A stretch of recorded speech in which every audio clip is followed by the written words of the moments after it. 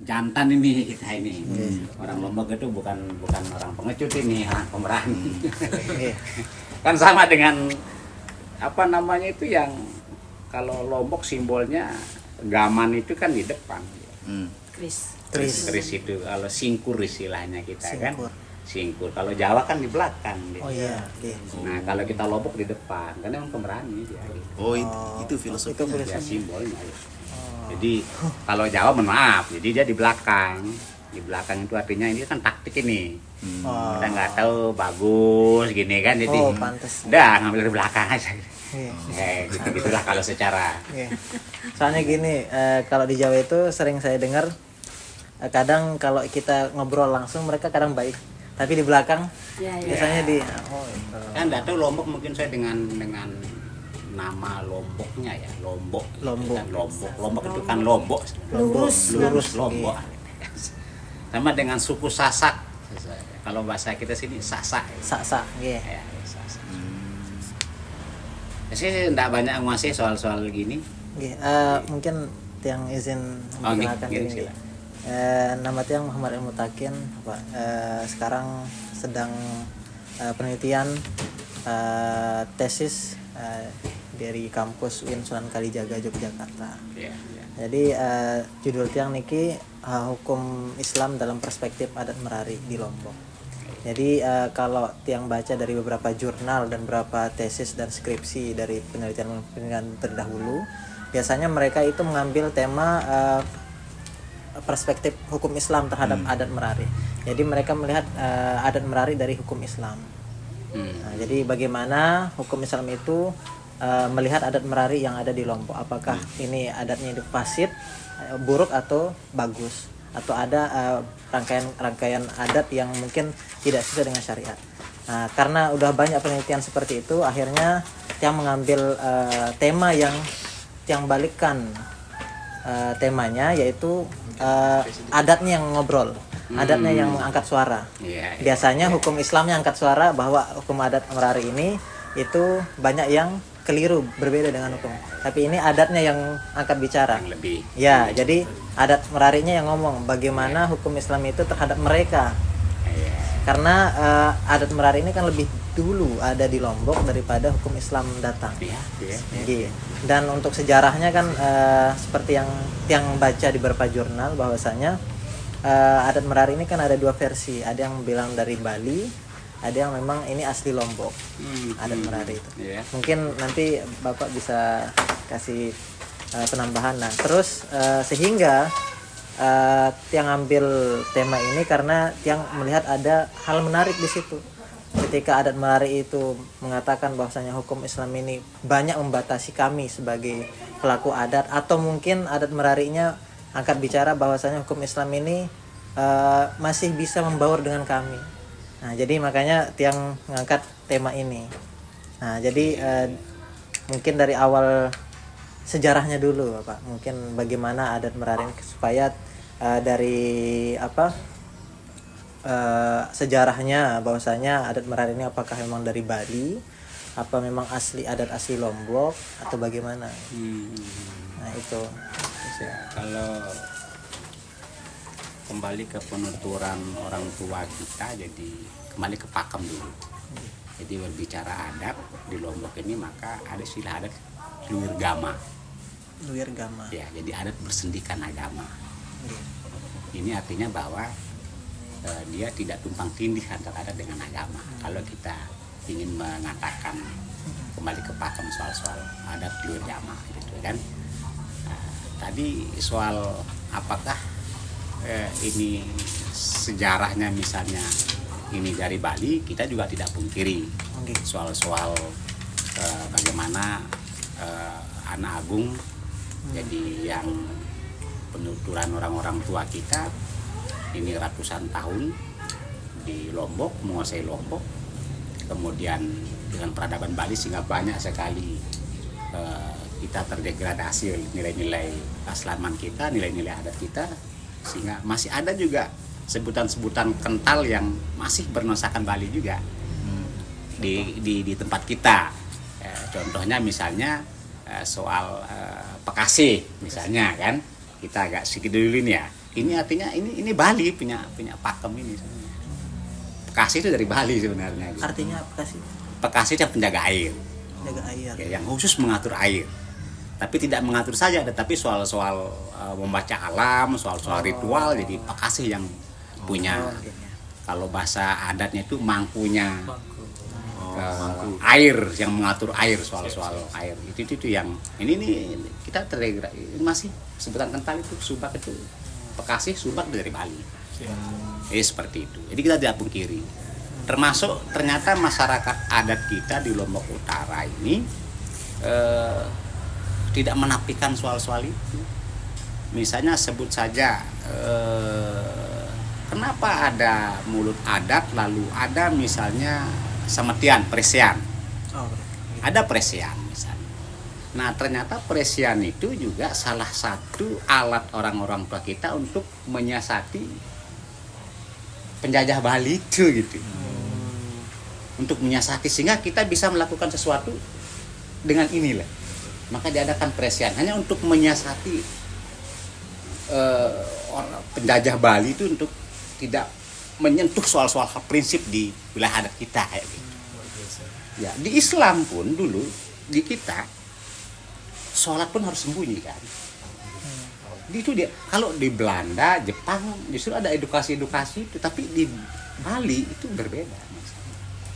Sehingga terakhir yang paling banyak kita terdegradasi wilayah kita ini sosial kita itu Bali memang kita tidak pungkiri. Kita tidak pungkiri itu gitu kan. Di Gumantar misalnya ada namanya tari elok balang misalnya. Mereka satu kampung itu main joget. Ternyata untuk mengibuli Bali. Jadi ternyata gawe-gawe adat itu lebih banyak terdegradasi oleh kerajaan Bali. Seperti tadi itu sebutan-sebutan itu. Berarti pembiasan-pembiasannya dari Bali. Iya. Sampai pada soal pakaian kita juga kan. Pakaian adat. Pakaian adat kita, saya sendiri merasakan itu. Jadi waktu itu saya kegiatan di Medan, bapak orang Bali ya. Iya kan? Jadi masih kental soal-soal itu. Kita tidak nafikan itu. Orang-orang tua juga tidak menafikan karena peradaban Bali memang sangat keras sekali. Gitu. Nah kembali ke soal Merari ini saya belum dapat memutuskan karena saya belum punya representasi terkait dengan itu. Tapi kalau saya sih melihat soal Merari ini adalah lebih ke kesasakan kita. Kalau saya sih melihat seperti itu. Jadi tidak Lombok, Balinya asli Lombok kalau saya gitu kan. Nanti saya minta karena Ade ini kan tesisnya cukup bagus sehingga nanti saya minta pelengkapnya nanti saya minta EP kunjungi nanti salah satu tokoh kami yang hampir sehari-hari saya tadi sama dia. Ada Pak Kamardi. Pak Kamardi sarjana hukum jadi Todo. Karena dia yang senior cukup lama dan paham betul tentang soal-soal kesejarahan. Karena saya lebih ke lembaga saya kan lebih ke soal-soal advokasi pengakuan wilayah adatnya ke masyarakat adatnya. Jadi tidak kepada jadi contoh misalnya budaya Merari, maka lembaga saya harus mengakui ini, harus melindungi ini. Ya, jadi contoh apa yang kami lakukan hari ini misalnya kami ingin ada negara hadir untuk pengakuan masyarakat adat kita, pengakuan wilayah adatnya, hukum adatnya, situs-situs adatnya, upacara adatnya, tanah-tanah adatnya, hutan adat. Emang jadi, belum sedang berproses. Di NTB ini satu-satunya kami yang sedang berproses itu. Ini sedang uji publik. Ada 13 wilayah adat yang sedang kami ajukan, sedang dalam proses uji publik sebelum ditetapkan oleh kabupaten. Karena di NTB ini satu-satunya kabupaten yang memiliki perda tentang pengakuan dan pelindungan masyarakat hukum adat. Jadi nanti bisa di-googling itu Perda 06/2020. Itu.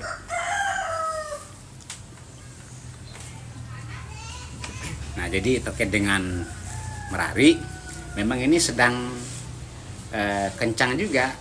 Ada kajian yang kadang-kadang juga antara kami dari lembaga misalnya yang merasa berkeberatan juga, wah ini soal-soal adat, soal-soal budaya, penyumbang stunting, penyumbang perkawinan usia anak misalnya kan, ada kajian-kajian seperti itu juga. Padahal kami juga menepi soal-soal itu, tentu saja di salah satu wilayah adat misalnya kita di Bayan misalnya. Jadi bahkan ada perempuan yang itu karena hukum adatnya itu berat sekali. Jadi untuk kawin dengan perempuan itu maka kita harus menyiapkan kerbau 12 misalnya. Itu nggak bisa nggak bisa ditawar. Nggak bisa ditawar. Itu 12 kerbau. Sehingga populasi di wilayah itu justru ada banyak perempuan yang tidak kawin. Ini artinya kalau berbicara budaya maka saya pikir saya tidak setuju kalau wah ini stunting, perkawinan usia anak, penyumbang enggak mesti. Daerah mana? Itu dibayar. Itu dibayar. Jadi di semua wilayah-wilayah adat ini punya hukum adat dia. Terutama tentang perkawinan misalnya kan. Jadi sekarang ini sudah ada kekuatan kami misalnya perkawinan itu, jadi para pejabat adat ini sudah harus melalui proses. Di Bayan itu ada 2 perkawinan di situ. Jadi kawin secara agama, setelah itu baru kawin secara adat. Beda waktu ya? Beda waktu. Ini artinya bahwa proses perkawinan tidak mudah. Tidak mudah. Tapi bagaimana dengan data yang sudah dikeluarkan oleh pemerintah bahwasanya Lombok salah satu daerah yang menghasilkan perkawinan anak paling tinggi di Indonesia? Ya memang kita juga tidak menepis juga, Lombok Utara juga ya, penyumbang juga soal itu. Jadi ini memang yang salah misalnya di situ kan, karena kalau dari sisi aspek budaya, kalau berbicara budaya maka hal-hal buruk itu kan bukan budaya, bukan tradisi itu kan. Bagaimanapun itu bukan tradisi, bukan budaya, dua hal buruk gitu kan. Artinya orang-orang, contoh misalnya ya, sampai sekarang kalau yang kental masyarakat adatnya di Bayan itu misalnya, khitan itu aja itu udah umur SD, umur SMP, sampai sekarang masih. Itu artinya kan harus betul-betul sudah dewasa dia untuk mengikuti sunnah itu gitu kan. Jadi betul-betul matang, betul-betul diukur kedewasaannya. Kemudian syarat perkawinan, kalau kita mengulik lagi soal adat misalnya, perempuan misalnya, maka perempuan ini oke lah soal dia menstruasi misalnya, tapi secara adat maka dia harus bisa memasak, dia harus bisa menenun, dia harus bisa, jadi banyak hal di situ. Kan sama dengan laki-laki kalau menggali soal budaya kita, dia harus bisa bekerja, harus bisa mendatangkan uang, bercocok tanam, membangun rumah. Nah kan ini soal-soal kita. Lalu hari ini di mana fakta itu gitu kan? Nah ini yang tentu sedang kami coba ungkit, bahkan kami sekarang ini sedang melakukan ini. Kita meminta pemerintah untuk fokus mengurus soal-soal ini, apalagi kalau memang soal-soal budaya menjadi penyumbang ini, maka mari kita coba pemerintah hadir di sini gitu kan. Ini Bapak, saya tertarik tadi dari syarat-syarat pernikahan di Lombok itu, bagian perempuan harus bisa menenun, terus kalau laki-laki harus bisa bercocok tanam dan bekerja yang lain. Apakah ada perubahan praktik atau pergeseran praktik merari dari dulu ke sekarang itu? Yang jelas kalau kita memang harus mengakui juga soal-soal bahwa nilai-nilai budaya kita terdegradasi, kita harus akui juga. Di kalangan kami di masyarakat itu juga mengakui soal-soal itu. Nah, tapi kemudian kami tidak berdiam diri juga, bagaimana kemudian menyiapkan kembali, mereaktualisasikan kembali soal-soal nilai-nilai budaya itu. Saya pikir tidak salah kalau semata-mata karena kalau kita di pakam kita ada pendidikan agama kan, jadi sehingga kenapa tidak kita coba bangun kembali. Itu faktornya apa yang membuat perubahan pergeseran praktik merari itu? Apakah ada hukum Islam yang jadi salah satu faktor, atau ada faktor-faktor X yang lain? Kalau saya bilang apa ya, jadi Ini kan perlu hati-hatian juga saya kalau mengatakan misalnya hukum Islam. Jadi hukum Islam dengan hukum adat ini kan kalau di Lombok ini sebenarnya sejajar sebenarnya. Justru kalau kita mau coba ulik soal adat, maka dia selalu berpedoman pada agama, berpedoman pada Al-Quran sebenarnya. Bersanding dengan agama. Bersanding. Contoh misalnya Merari misalnya ya, Merari. Maka kalau kita mau jujur di Merari itu oke, dia Merari. Maka kemudian ada proses yang namanya sejati. Menjati. Jadi menjati, sejati selabar. Ya, jadi sejati ini lebih kepada pemberitahuan kepada keluarga bahwa anak bapak sudah diambil sama A. Oh, ada pemberitahuan. Ada pemberitahuan, tahapannya ada pemberitahuan. Jadi orang tua dari A, B, C bertempat tinggal di sini. Oh ya, kemudian setelah pemberitahuan ada tindak lanjutnya. Maka nanti kami selama sekian hari kami akan datang kembali untuk membicarakan soal hukum adatnya. Itu disebut dengan meluat. Kalau di sini luat. Meluat. Ya, meluat atau luat. Nah, di situ di meluat itu jadi dari utusan pihak laki-laki datang. Nah, jadi dari kalau istilah dulu itu pembayunnya datang gitu kan, juru utus gitu kan. Nah, dari pihak keluarga perempuan warisnya juga kumpul. Nah, sesungguhnya di situ di samping membicarakan soal aji krama adat kalau istilah kami di sini, tapi di situ juga kita membicarakan soal-soal layak tidak anak ini. Sudah sampai usia tidak anak ini. Bahkan dicecar juga siapa yang membawa. Ternyata ditemukan si A yang membawa dia keluar. Semua dibicarakan di situ. Jadi artinya saksi yang membawa itu juga kena juga sanksi adatnya. Jadi tidak semudah itu sebenarnya, gitu kan? Iya, jadi yang membawa keluar itu kita hitung juga, berarti udah kena sudah itu. Kalau dia ketahuan maka dia kena.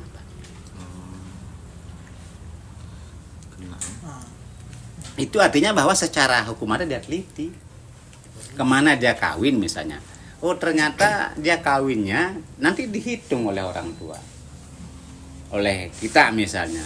Oh dia ternyata ada beberapa yang misalnya lewat kecamatan ya. Dia kalau ada kali besar misalnya. Itu dihitung. Oh 1 kali dendanya sekian. Dihitung semua Pak. Iya, jadi ternyata 2 kali dilewati maka 2 kali besar itu segara istilahnya. Itu dihitung. Dan dia tidak dalam bentuk uang. Dia dalam bentuk apa istilahnya itu? Barang. Tapi diuangkan, bisa dikurskan. Biasanya pakai apa? Kalau orang tua dulu pakai pembolong. Uang bolong. Ya, uang bolong. Kami di sini tetap pakai itu, tapi tidak dalam bentuk fix. Kalau di Bayan pakai itu, fisik dipakai. Fisik uang bolongnya dipakai. Makanya tidak ada uang bolong kalau di wilayah Bayan. Tidak bisa. Di sini istilah aja. Berarti. Kalau di sini silah saja. Ketika nanti kita sebut misalnya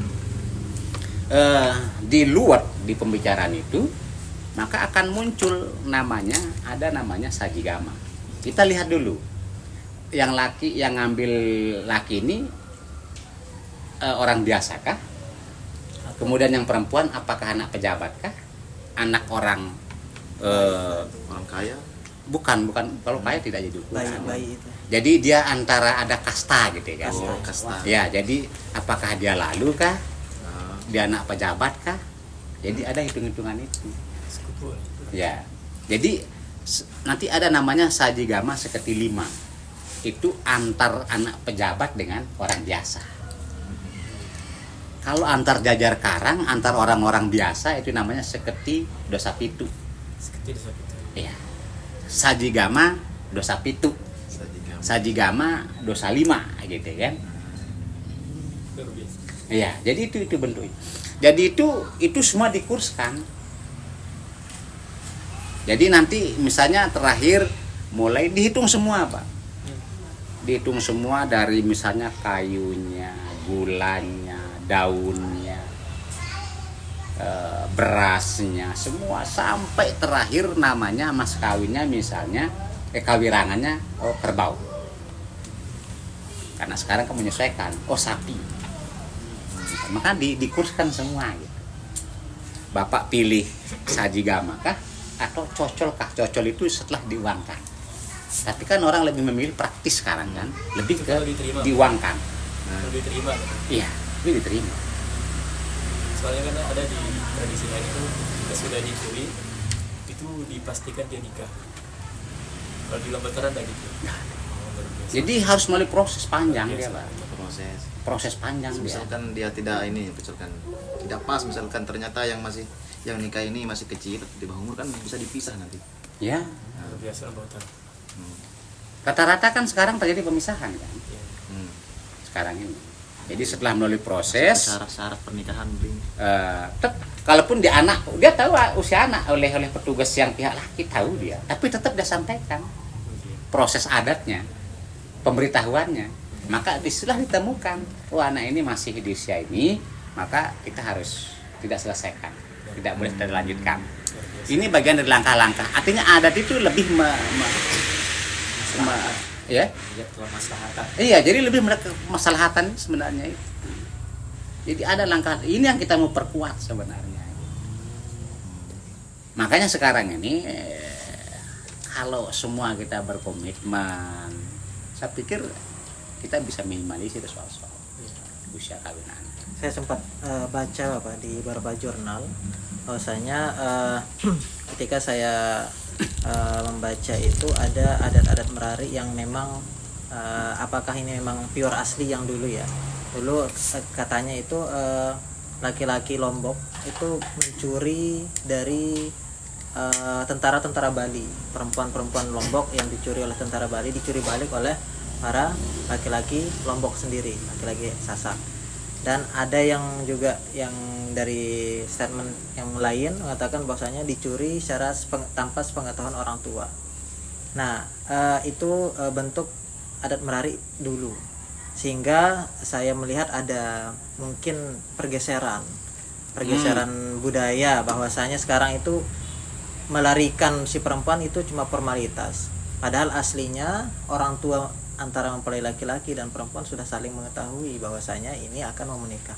Tapi yang dari mempelai perempuan biasanya daripada kamu ngambil anak saya itu kayak kamu ngambil anak ayam katanya.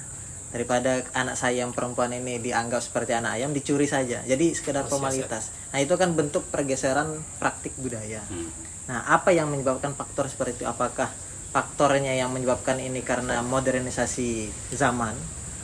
Atau apakah karena setelah masuknya hukum Islam ke Lombok itu adanya sudut pandang yang berbeda dari masyarakat kita yang di Lombok, sehingga mereka adat ini tetap berjalan tapi cuma formalitas seperti itu. Iya. Gimana kira-kira? Saya pikir tidak formalitas ya. Kalau saya sih tadi terbalik. Kalau kita orang tua memang betul. Kita orang tua menyarankan. Sama dengan saya misalnya. Saya sarankan tolonglah pinang aja. Terbaliknya tadi, sesungguhnya ternyata justru anak ini yang gengsi, tidak mau dipinang, dia lebih baik dicuri. Bukan orang tuanya yang meminta, bukan. Kalau orang tuanya malah sekarang rata-rata ingin bagaimana proses supaya tidak, contoh di sini misalnya ya, karena saya pernah kepala dusun juga. Kita justru coba meminimalisir kawin lari. Kita ingin ada peminangan, sehingga kita buat sanksi di sini. Yang meminang tidak ada sanksi, tapi yang merari kawin lari kita buatkan sanksi. Tapi tidak ada kerja itu. Tetapi hukum adatnya dibuatkan. Iya. Hukum itu. Artinya secara statistik sedikit sekali yang mengikuti mengiyakannya. Karena bukan persoalan orang tua, tapi persoalan anak. Lebih nyaman dicuri. Berarti sudah nggak terlalu menggunakan praktik adat Merari itu, apa gimana? Masih? Ya, Sebagian berarti? masih sebagian. Kalau dulu kan yang Kalau dulu namanya kan full. Merari ini memang betul-betul kita perang. Iya. Saya ingat betul, kita perang Merari itu Antara perempuan dan antara laki-laki. perempuan, keluarga perempuan dan laki-laki. Iya. Kan sampai dibawa, kalau istilah orang Betawi itu kan apa? Dibawa orang sakti juga. Iya. Ah, iyalah orang Diculik. orang maling itu kan Iya. kalau sampai dikejar kok, Pak. Oh, Dikejar, Pak. Siap. Iya. Yang sembawanya baru dengar.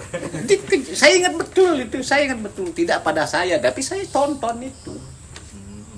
Ya, jadi makanya ketika kita mau dia udah buat ancang-ancang ini, dia bawa sekian orang, dia udah baca petakan dulu kejadian nanti seperti ini seperti apa, udah diatur kok itu kan.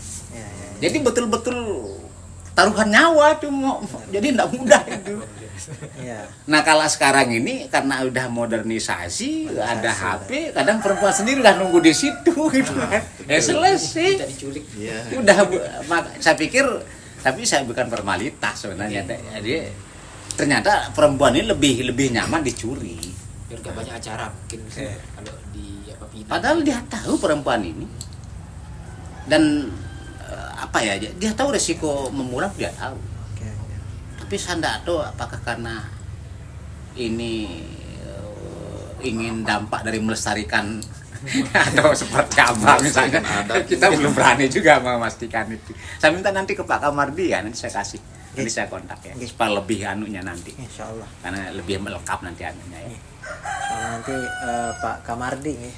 Ya tadi saya sama-sama sama dia, saya lupa ngabarin tadi kan, saya mau kabarin, sudah saya sampaikan ke Ustaz. Karena lebih asik sama dia nanti. Iya. Ya, supaya lebih nanti runut gitu kan. Oh, dari sejarah. Iya, sejarahnya insya Allah. Tapi nggak apa-apa ini saya. Nggak apa-apa, Oke. kita salingin aja. Iya. Nggak apa-apa. Siap kok, nggak apa-apa. Ini kan mungkin referensi saya mungkin dari sekedar bacaan Pak, karena Iya. memang meskipun asli Lombok ya, tapi adat ini mungkin saya masih masih kurang paham tentang adat Merari ini. Nah jadi yang saya baca dari referensi yang saya baca beberapa jurnal itu mengatakan bahwasanya tidak adanya keikutsertaan wali dalam proses akad dalam tradisi Merari. Saya kurang tahu dari jurnal itu dari adat dari daerah mana, maksudnya desa mana, kan setiap desa di Lombok kan mungkin menerapkan adat Merari itu berbeda-beda. Iya, Bahkan setiap dusun bahkan itu berbeda. Sehingga mungkin ini dari jurnal yang saya baca, apakah saya lupa apa mungkin sudah dicantumkan, saya lupa membacanya. Di situ ada tidak diikut sertakan wali. Berarti wali hakim. Nah, mungkin dari ketua adatnya yang menggantikan wali tersebut. Nah, saya kurang tahu. Nah, bagaimana kalau di sini tetap ya? Apakah? Ya. Hampir ya. Kalau pada umumnya di Lombok Utara yang kami lihat itu justru di proses, contoh misalnya tadi ya, ada namanya proses setelah setelah selabar itu pemberitahuan baru ada luar. 3 hari setelah nyelabar pemberitahuan baru boleh dilangsungkan luar. Oh, luar Luar. Kalau ya luar. Iya. Jadi 3 hari itu aturannya. 3 hari jaraknya. 3 hari jaraknya baru luar. Oke. Baru di luar itu, nah, di situ nanti dari pihak juru utus laki-laki mempertanyakan kalau secara adat pembayunnya sudah kumpul enggak kadang warisnya. Kan dia duduk di bawah ini kalau secara adat. Iya. Dia duduk di bawah, dia belum boleh naik. Oh ya. Sebelum dipersilahkan naik oleh ahli waris, oleh petugas. Dan dia tanyakan di situ. Jadi kadang-kadang ada yang sengaja main-main, dibiarkan lama juga di situ kadang-kadang kan. Masih lagi satu orang ini belum, padahal udah lengkap. Kadang-kadang dijadikan juga Candaan. Tapi mereka karena menjalankan tugas, mereka tetap siaga. Dia 2 orang di situ. Yang satu di belakang hanya untuk mengingatkan saja. Saling mengingatkan, itu pentingnya di situ. Tidak 1 orang yang pembayun. Ya. Nah, jadi bagaimana? Waris, apakah sudah lengkap? Oh, nggih, sudah lengkap. Sila. Nah, barulah. Itu artinya bahwa keterlibatan wali itu sudah tidak diabaikan pada proses Merari. Tidak diabaikan. Bahkan Tidak di Lombok Utara ya, Tidak di Lombok Utara. ini di utara. Ini Lombok Utara. Dari sini. Tidak yang tadi Anda baca. Nah, itu tidak Iya, tahu kayaknya kita. di luar kayaknya itu. Tidak tahu kita kalau karena yang kami pahami karena saya sendiri juga pelaku ya, jadi satu betul bahkan saya tegur juga tugas-tugas kalau ada yang diabaikan pada tahapan-tahapan. Oke, karena ini Bapak, salah satu contoh misalkan di Desa Sade, Lombok Tengah, itu termasuk pelaksanaan adat menari yang termasuk kental di sana. Baik itu dari syarat-syarat perempuan menjadi seorang pengantin, mempelai perempuan, itu mereka harus bisa menenun dan segala macam. Di situ masih dipegang teguh, sehingga di sana saya pernah baca salah satu penelitian dari orang Lombok Tengah sendiri, Arif Sugitanata, mungkin pernah dibaca tadi.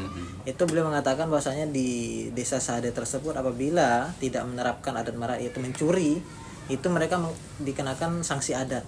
Kalau tidak mencuri. Iya, tidak mencuri. Nah, maksud saya seperti itu perbedaan di Lombok. Bahkan satu adat pun itu berbeda cara pelaksanaannya. Makanya di sini tadi kan ditanyakan tadi kalau di Kailo ya seperti ini.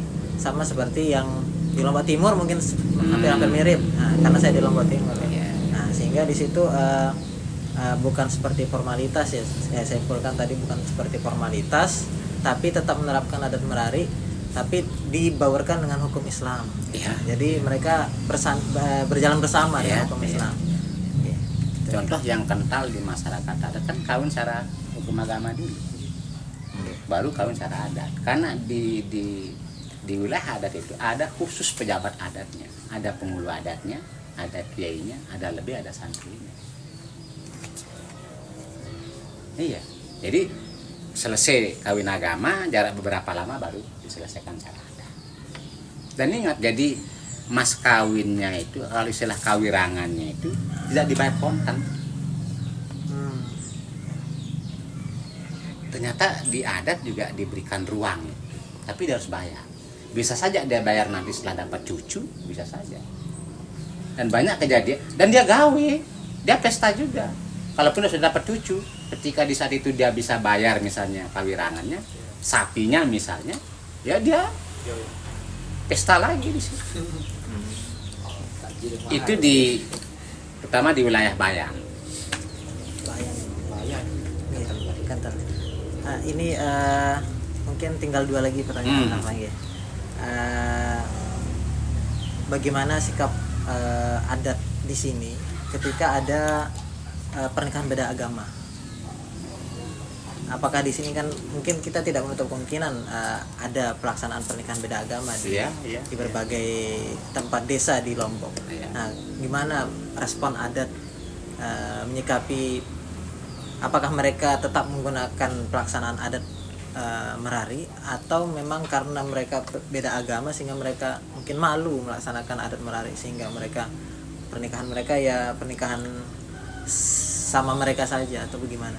Apakah ada perayaan gitu? Ya, jadi kalau yang perkawinan beda agama, anggaplah kalau kita perempuan misalnya ya, jadi itu, nah itu saya bilang pakem kita adat bersendikan agama, sehingga lebih banyak muncul agamanya di sini. Jadi kita biasanya menyerahkan. Enggak pakai adat merari. Tidak pakai adat merari. Jadi tidak lagi kita lakukan ritual-ritual. Dan kita serahkan. Seperti itu pola kita. Kalau dari pihak laki-lakinya, misal kita yang dari pihak laki-laki, nggak ada ya? Yang non-muslim. Kalau kita yang muslim. Yang non-muslim dari pihak laki-laki misalkan. Dari kitanya. Nggak ada ya? Belum Ada. Ada. Nah, contoh kemarin di bulan Semu misalnya ya, itu berapa tahun yang lalu. Jadi yang perempuan kan dari kita ini diambil sama orang Hindu, gitu kan? Ya jadi udah jadi di Hindunya aja. Hindunya aja. Kalaupun memang ada misalnya langkah-langkah preventif, misalnya mau diambil kembali, tapi kan sudah tidak. Ya. Biasanya udah tidak bisa di. Memang selalu ada riak-riak memang. Ya, selalu ada riak-riak. Tapi karena kan biasanya kadang-kadang kan dibawa lari nggak tahu kemana, kadang-kadang sehingga sulit bisa ditemukan jejaknya. Kadang-kadang juga ada seperti itu. Yang terakhir Bapak, ini pertanyaan terakhir. kan adat Merari ini kita lihat masih lumayan dipegang teguh sama masyarakat Lombok. Kan tapi untuk kedepannya ya, apakah tradisi Merari ini masih tetap dipegang oleh masa yang depan, masa kedepannya? Karena yang saya ketahui dari penjelasan Bapak tadi, saya bertanya tentang pergeseran praktik Merari. Tadi Bapak jelaskan bahwasanya ada faktor modernisasi yang mengubah perspektif masyarakat kita terhadap Merari. Apakah nanti ketika masa depan itu ya anak cucu misalkan, apakah mereka tetap akan megang itu atau sudah mulai bergeser bahkan tidak lagi? Nah, kalau misalkan masih kenapa, kalau misalkan kira-kira menurut Bapak sudah mulai bergeser jauh sehingga tidak dikerjakan lagi itu bagaimana cara menanggulanginya itu? Jadi yang pertama, kalau memang ini menjadi budaya yang tentu juga tidak bersinggungan dengan agama, kemudian juga soal faktor-faktor usia, ya jadi tetap jadi kalau dari kami yang lembaga saya kan aliansi masyarakat adat, jadi yang lebih ke soal-soal melindungi, ya jadi mengakui norma-norma hukum adat, maka tentu ya ini tentu kita akan lestarikan, tetap menjaga selama dia tidak bertentangan dengan agama, gitu kan. Karena tadi melihat tahapan-tahapan itu cukup rumit, itu artinya bahwa tidak mudah proses adat itu sebenarnya kan. Kalau meminang misalnya, ternyata juga meminang ini juga berdampak juga terhadap soal-soal ini kalau di Pulau Jawa misalnya ya, karena kan melamar itu kan tidak langsung kayak seperti kita kan. Melamar itu bisa bertahun-tahun kan. Melamar dulu nanti udah lagi berapa tahun. Ini kan berdampak juga terhadap soal-soal ya terjadinya huru-hara misalnya, itu perkawinan di luar. Kan terjadi juga. Saya juga baca data juga soal-soal itu. Makanya saya pikir antara Meminang dengan Merari ini juga punya dampak juga. Maka kemudian saya ingin bertahan pada posisi Merari ini. Kalau memang posisi Merari ini menjadi tradisi yang baik dan kemudian tetap tidak bersalah dengan agama, menyumbang soal-soal faktor usia, ya kita harus. Apalagi divalidasi oleh Perda 06 2020 ya, itu kan mau diakui adat Lombok ini. Iya. Kan mungkin semakin ini ya, semakin dipertahankan. Bahkan sekarang kita ingin pemerintah desa, kita sedang advokasi untuk tidak hanya di wilayah adat tetapi di desa-desa sekarang ini supaya lahir yang namanya awik-awik atau norma hukum adat itu, yang mengatur tentang sosial, tentang pemerintahan, dan tentang semua, termasuk juga soal-soal perkawinan itu. Insyaallah luar biasa. Banyak kita dapat. Padahal singkat tapi alhamdulillah kita banyak mendapatkan insight dari Bapak. Ya kita karena saya kan kembali ke lembaga ini. Nggih. Kalau sama Ustadz ini beda lembaga sama dia. Saya ini ada di mana-mana saya ini. Jadi ya udah, kita bagian kita di soal-soal ya. Berarti nanti Pak Kamardi ya. Nanti Pak Kamardi. Nggih. Itu beliau Nah, kalau bisa pengen nginep kah? Nggak bisa. Pas guys. saya balik. Kapan balik lagi? Tiang balik ke Jogja tanggal 20 September. Mungkin nanti ada waktu buat kesini lagi nanti insyaallah. Karena studi kasus untuk penelitian saya itu Bapak tidak hanya di KLU, nanti di Lombok Timur, Lombok Tengah, dan Lombok Barat, dan Mataram. Jadi mungkin nanti setiap kabupaten itu Tiang ambil sampel 1 atau 2 desa untuk menjadi sampel dari penelitian bab 3 Tiang. Tiang mulai dari KLU karena yang paling jauh kan Tiang dari ini.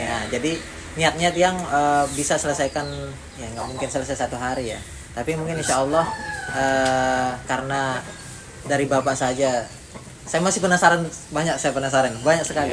Saya ingin tanyakan, tapi karena tadi Bapak bilang nanti di Pak Kamardi mungkin lebih lengkap, saya sebenarnya pengen juga sebenarnya, tapi nanti mungkin kalau ada waktu. Iya. Tapi kalau misalkan nanti saya telepon ibu saya dong. Iya. Bisa nginep apa enggak? Kalau bisa dikasih ya Artinya mungkin. kalau mau lebih apik lagi, ya SMP apik. Nanti mungkin Ini mungkin saya lebih ke kabari, soal. kabari soal Ustadz Kopul nanti apakah saya bisa nginep atau tidak. Kalau bisa nginep mungkin nanti langsung ketemu aja ya Pak sama. Ya, bisa. Nanti di sana yang tanggung jawab bayar. Oh di bawah Bayar, berarti ya. kan? Oh, Ya, toh. Ya di Todo di kantor desa itu. Berarti dekat rumahnya Sebayar. dekat rumahnya sebenarnya. Ya. Sekarang nggak bisa. Atau Kenapa nggak bisa aja ke situ sekarang? Oh, bisa Kan kita mau ke Silakan. Kadus juga sekarang. Iya mau kadus Oh, gitu. juga. Ya. sudah dari tadi. Oke. Ya, terima kasih banyak Ya, Bang. Ini ya. tiang izin ngerekam nggak apa-apa nggih. Oh, nggak apa-apa, nggak Oke, apa-apa. jadi